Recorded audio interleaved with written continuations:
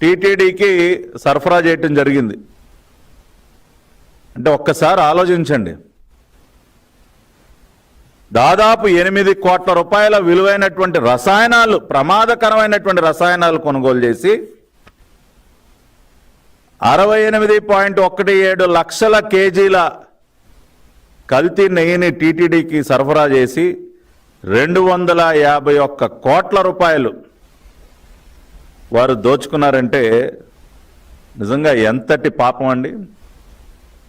దీనికి ఏమి జవాబు చెప్తారు ఇవాళ?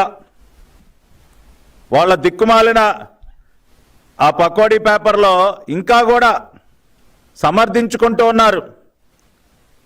వైఎస్ఆర్సీపీ హయాంలో పారదర్శకంగా నెయ్యి కొనుగోళ్లు, 5 ఏళ్లలో ఒక్కరోజు లడ్డూ నాణ్యతపై ఫిర్యాదు చేయని భక్తులు.